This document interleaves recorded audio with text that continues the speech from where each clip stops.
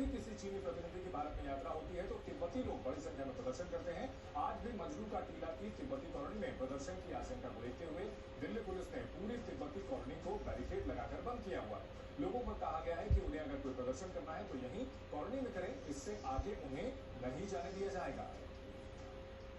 तिब्बत के शरणार्थी जो भारत में रह रहे हैं, चीन का कोई भी जब बड़ा नेता आता है तो ये लोग विरोध प्रदर्शन करते हैं।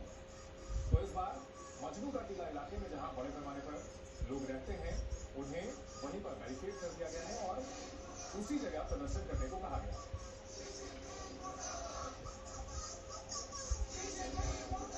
तिब्बत जो कभी एक स्वायत्त देश हुआ करता था, 50 के दशक में चीन ने उसके ऊपर जबरन कब्जा कर लिया और उस वक्त हजारों तिब्बती शरणार्थी भारत आए।